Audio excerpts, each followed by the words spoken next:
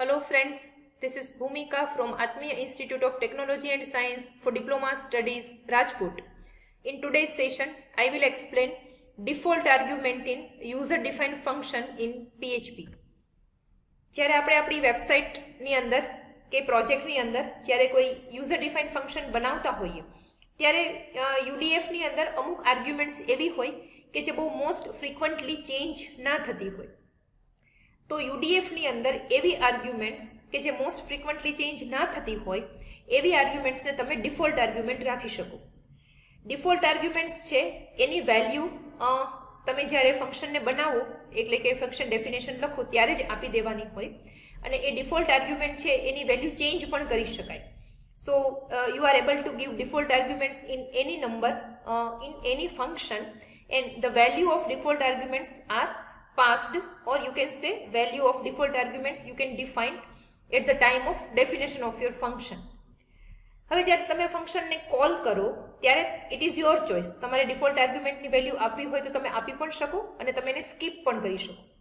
Van you call the function, the value of default argument does not need to be passed. If you pass the value of default argument at the time of calling the function, the passed value will be considered. And if you will not pass the value of default argument at the time of calling the function, the default value will be considered. એટલે તમે કોઈ આર્ગ્યુમેન્ટની value default રાખી છે અને ફંક્શનને જ્યારે call કરો છો ત્યારે જો તમે આર્ગ્યુમેન્ટની વેલ્યુ નથી આપતા એટલે કે સ્કીપ કરો છો તો તમે જે ડિફોલ્ટ વેલ્યુ આપી છે એ કન્સિડર થશે અને ઓપરેશન કેરી આઉટ થશે. અને જો ડિફોલ્ટ આર્ગ્યુમેન્ટની વેલ્યુ તમે ફંક્શનને કોલ કરવા ટાઈમે આપો છો, ડાયરેક્ટલી આપો છો, તો જે ડિફોલ્ટ વેલ્યુ આપી છે એ ઇગ્નોર થશે અને તમે જે નવી વેલ્યુ આપી છે એ કન્સિડર થશે. એક જ ફંક્શનની અંદર એકથી વધારે ડિફોલ્ટ આર્ગ્યુમેન્ટ્સ આપી શકાય. જેમ કે અહીંયા એક એક્ઝામ્પલ આપ્યું છે સમ, જેમાં 3 આર્ગ્યુમેન્ટ્સ છે એક્સ, વાય અને ઝેડ. જેમાં ઝેડ છે એ આપણે ડિફોલ્ટ રાખ્યું છે એટલે કે એની વેલ્યુ છે એ 5 જે ડિફોલ્ટ વેલ્યુ છે. એટલે જ્યારે તમે આ ફંક્શનને કોલ કરશો ત્યારે તમારે એક્સ અને વાયની વેલ્યુ કમ્પલસરી આપવી પડશે, ઝેડની વેલ્યુ આપવું કમ્પલસરી નથી. જો તમે ફંક્શનને કોલ કરવા ટાઈમે ઝેડની વેલ્યુ આપશો તો તમે જે વેલ્યુ આપી છે એ કન્સિડર થશે અને આ 5 વેલ્યુ છે એ ઇગ્નોર થશે. અને જો ફંક્શનને કોલ કરવા ટાઈમે તમે બે જ આર્ગ્યુમેન્ટ આપશો એક્સ અને વાયની વેલ્યુ અને ઝેડની વેલ્યુ આપશો જ નહીં એટલે કે ડિફોલ્ટ આર્ગ્યુમેન્ટની વેલ્યુ ત્યાં પાસ નહીં કરો ફંક્શનને કોલ કરવા ટાઈમે, તો આ જે ડિફોલ્ટ વેલ્યુ તમે 5 આપી છે એ કન્સિડર થશે. હવે જ્યારે ડિફોલ્ટ આર્ગ્યુમેન્ટ તમે યુઝ કરતા હો ફંક્શનની અંદર ત્યારે હંમેશા એને રાઇટ હેન્ડ સાઇડથી જ આપવું જરૂરી છે. Once default argument is used in your function, all the subsequent argument to it must have the default value. It can also be stated as default arguments are assigned from right to left.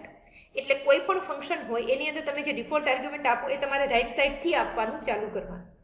તમે એવું ના કરી શકો કે તમે કોઈ આર્ગ્યુમેન્ટને default રાખો અને ત્યાર પછીની જે આર્ગ્યુમેન્ટ છે તમે નોન ડિફોલ્ટ રાખો.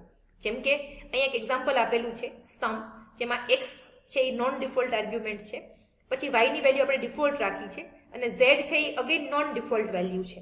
તો this will create the error. એટલે તમે એક વખત વાય આર્ગ્યુમેન્ટ છે ડિફોલ્ટ રાખ્યું છે તો વાય પછીની બધી જ આર્ગ્યુમેન્ટ છે તમારે કેવી રાખવી પડે? ડિફોલ્ટ જ રાખવી પડે. એટલે ડિફોલ્ટ આર્ગ્યુમેન્ટ પછીની બધી જ સબસિક્વન્ટ આર્ગ્યુમેન્ટ છે એ ડિફોલ્ટ જ હોવી જોઈએ. કેમ કે ડિફોલ્ટ આર્ગ્યુમેન્ટમાં જે અસાઇનમેન્ટ થાય છે એ રાઇટ હેન્ડ સાઇડથી થાય છે. એટલે રાઇટ હેન્ડ સાઇડથી તમારે ડિફોલ્ટ આર્ગ્યુમેન્ટ આપવાનું સ્ટાર્ટ કરવાનું. Now let us execute the program of this. Your Apache service must be started. Open the new file in editor, write down the PHP tag, create the function sum, pass the arguments, say $x, then $y, $z equal to 5. Here I am defining argument z as a default argument. Now do the addition operation as $s equal to $x plus $y plus $z.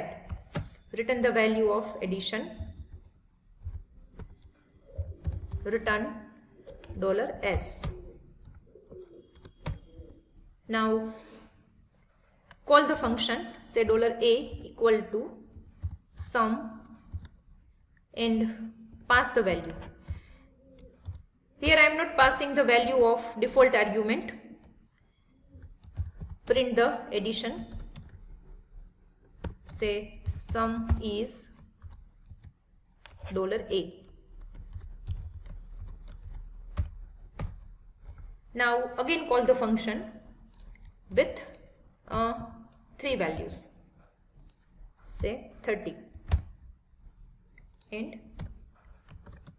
and your tag.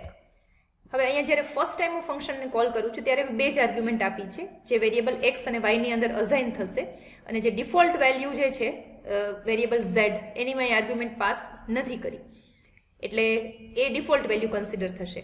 અને જ્યારે હું ફરીથી એને call કરું છું ત્યારે મેં 3 argument pass કરી છે, જેમાં 10 છે એ એક્સમાં અસાઇન થશે, 20 છે એ વાયમાં અસાઇન થશે, અને 30 છે એ ઝેડમાં અસાઇન થશે, અને આ જે ડિફોલ્ટ વેલ્યુ આપી છે એ ઇગ્નોર થશે. Now save your program in htdocs. Say sum.php in htdocs folder. Open your browser. Write down localhost / sum.php. So here you can see the output. So first time જ્યારે ફંક્શનને call કરીએ છીએ ત્યારે અહીંયા default argument નથી આપતા, એટલે જે આર્ગ્યુમેન્ટ આપણે ફંક્શનને ડિફાઇન કરવા ટાઈમે આપી છે એ જ કન્સિડર થાય છે. So it is 10 + 20 + 5. So answer is 35.